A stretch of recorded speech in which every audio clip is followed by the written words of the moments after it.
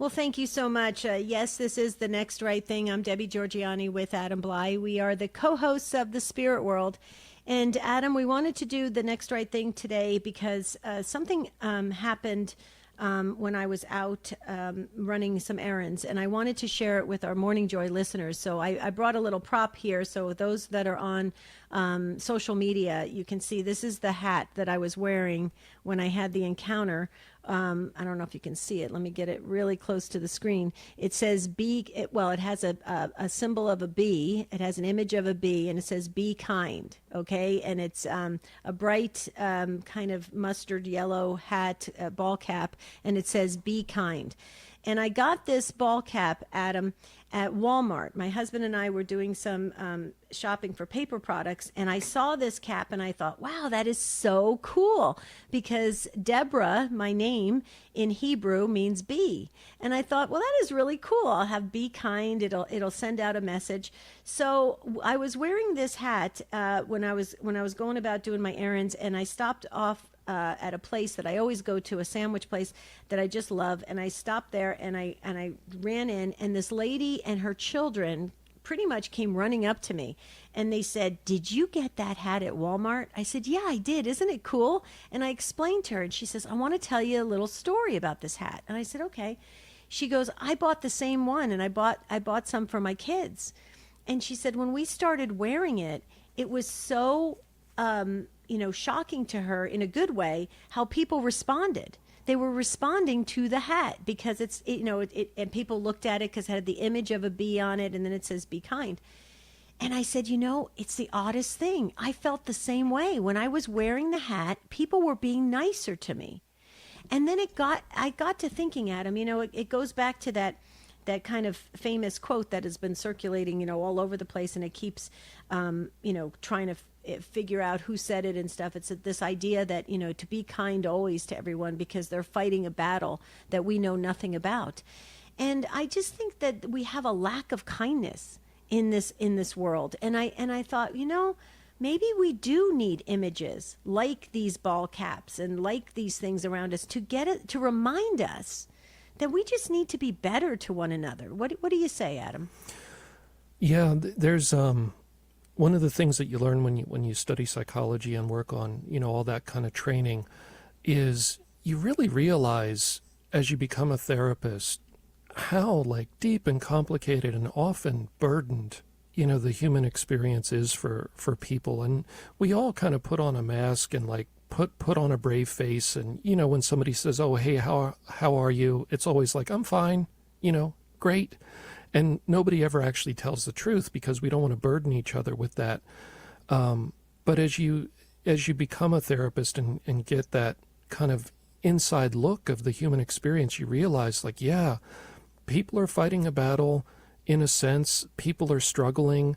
People have been wounded, and their anger and impatience and all of that comes from being wounded. Our default position, particularly when we're little children, if you look at the way little children, they kind of presume the best about each other, almost always. And yes, once you get around 10 or whatnot, there might be some bullying going on and things, but I mean little kids, they presume the best. And we are often kind and loving without even thinking about it. Little children are often very kind and loving. So, as life kind of wears us down and we have experiences, we can get a little bitter and jaded and whatnot, but there's reasons for that. But that hat is an example of, you can break through that to the innate kindness that is in us. We are innately hoping for the best in other people and hoping for the best in ourselves. And when you put on a hat like that, or wear a shirt that has that, maybe a positive message like that, you're telling other people, the implicit message is, I'm trying to get in touch with my kindness. I'm trying to foster kindness amongst other people, and that's going to encourage them to do the same thing.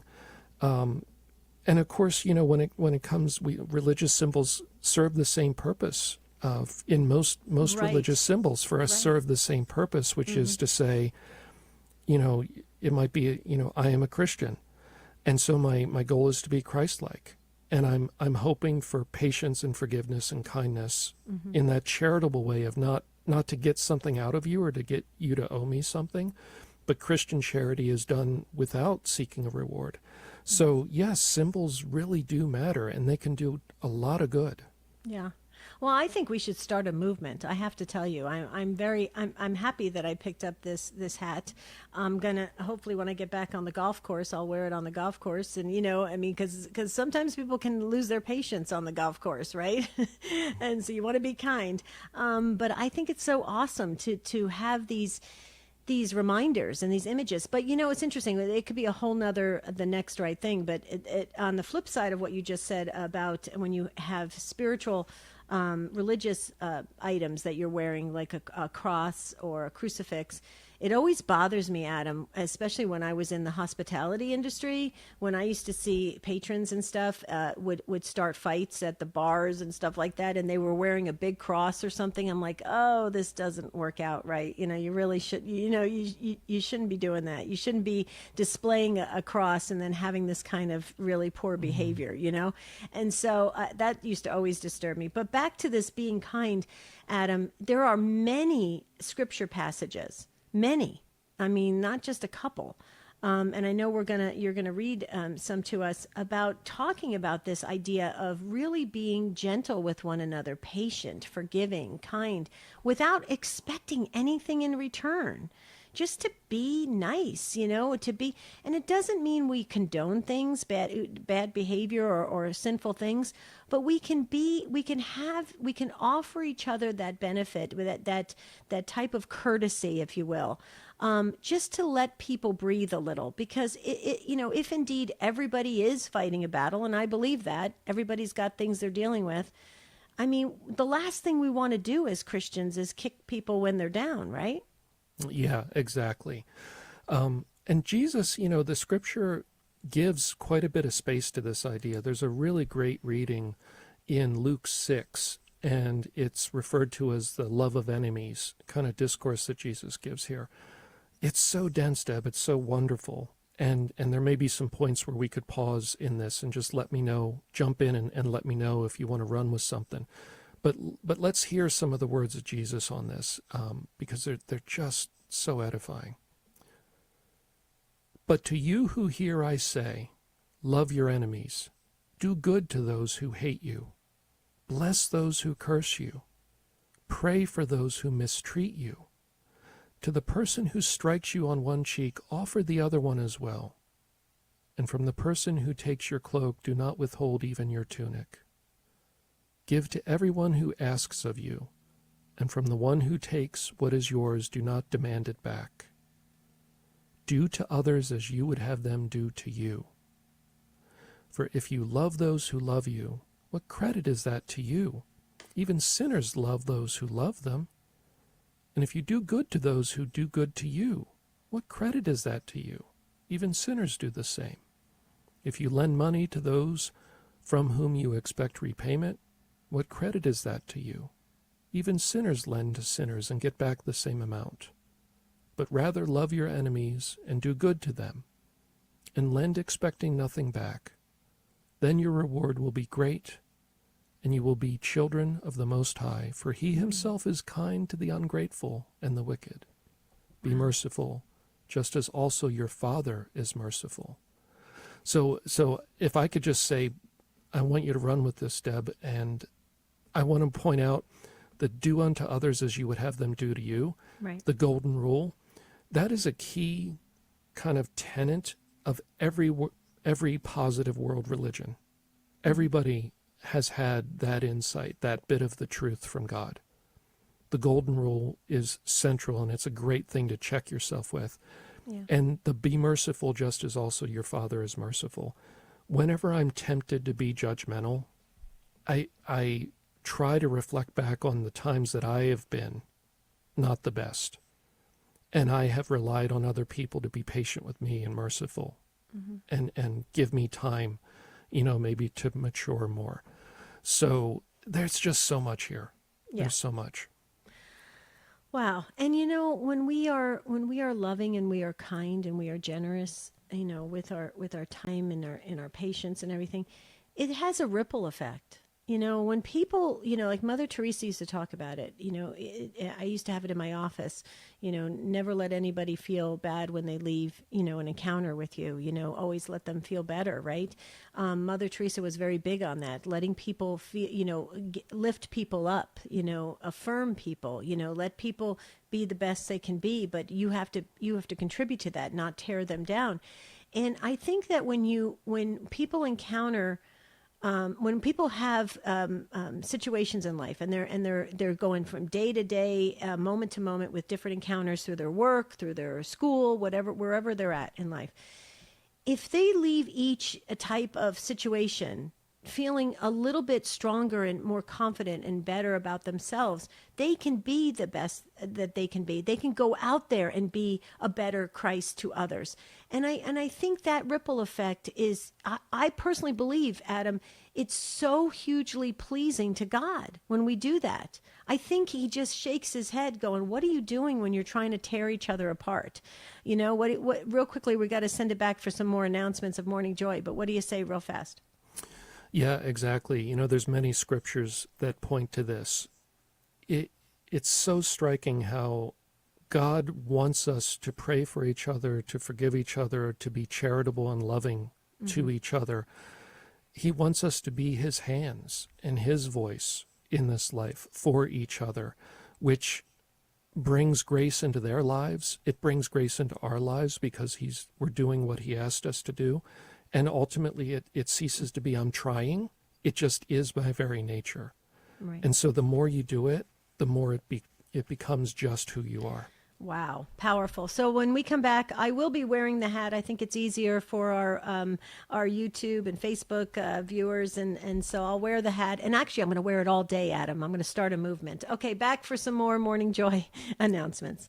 Okay, I've got my ball cap on. It says be kind. It has an image of a bee, and then right underneath it, it says kind. So be kind. I'm going to wear it all day, and I'm going to start this movement. I'll be the first person to start it, Adam, and let's see what the ripple effect it has all day long. We got to practice. We got to start somewhere, right, Adam? Yes. And, taking a little action each day, practicing, again, drawing a little bit from psychology and training there, when we want to build kind of a new way of interacting and being with each other, at the beginning, it's a little awkward, it's a little scary, it's not your normal unconscious, just fall through the day and do the automatic things. You have to stop being automatic and try something new. And it's scary the first few times, maybe taking a moment to be genuine with somebody, maybe addressing them by name instead of just throwing the money at them at a cash register and buying your product. Maybe taking a moment to ask someone who looks bereft, how are you doing? Are you having a hard time? It's scary in the beginning, Yeah. but as you build these new positive habits, it does get easier.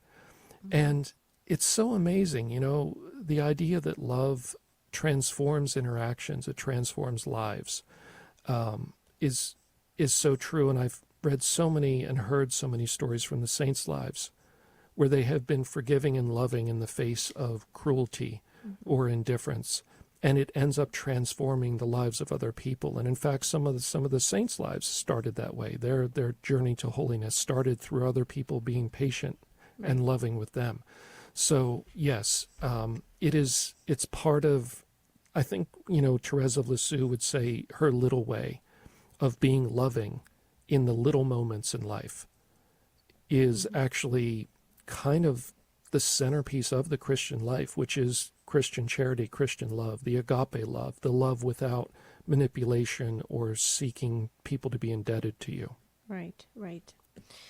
Kindness goes a long way. I'm just saying. I hope people join the movement. I started it today, but it's you do have to start somewhere, and you have to practice. And I know it's difficult. I mean, everybody's kind of I shouldn't say everyone, but there's a lot of tension right now, a lot of agitation. People don't know what's going to happen in the future. People having they're finding it difficult to pay their bills. They're racking up the credit card debt, all sorts of things.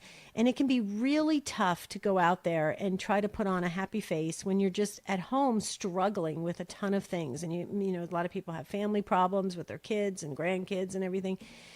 But I do think kindness is something we can do very easily. You can do it with a smile. You smile at someone. I mean, I've heard of stories, Adam, where people were ready to take their own life, and with a smile, they've stopped in their tracks and got their composure, and they thought, what am I doing? There is kindness out there. There is hope out there. And I just think you can do it with a smile, or like you said, like if you care a little bit, if I know with the pandemic, though, I will tell you, Adam, when we had that COVID interruption, I will tell you, this idea of masking everyone up and not touching each other, not shaking hands at the sign of peace and everything.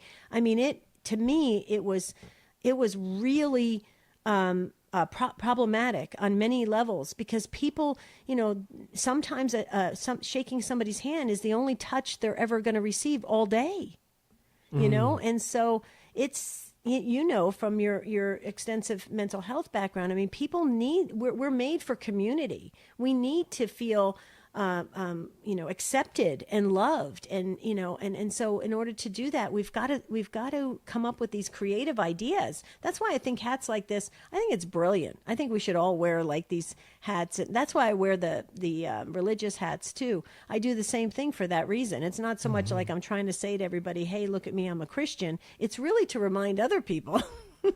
But you know what's amazing, Deb, about this whole discussion is that in the world that I think largely, the internet has created, it seems so strange and novel to be kind to other people without reason, and strange and novel to wear a hat that has a positive message on it, because we are so used to constant outrage. We are so used to constantly, what is the next thing that I can be outraged about and complain about and tear people down over, because the internet social media rewards negativity by getting more attention. Right. And so we're being kind of trained into, being patient, trying to be loving in the face of, maybe a situation that isn't very loving. That's just doesn't exist in social media. We've been trained. So, and that lack of human interaction, of course, that comes with texting instead of speaking to the person across the table from you. But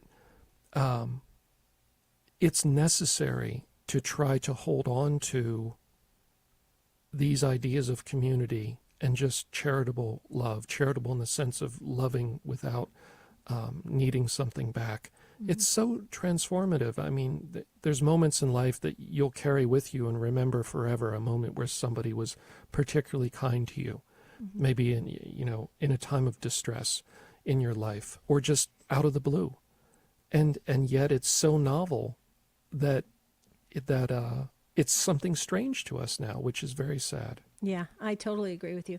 It's interesting, in life coaching, we use the phrase practice makes permanent. Instead of practice makes perfect, practice makes permanent. And so to practice these things, like practice being kind, it's interesting because my husband, Marty, he is so naturally, like it's so part of him. He's just kind all the time. I mean, the poor man, he hurt his back in a car accident many years ago, and he knows he has this. It's very, it's very sensitive.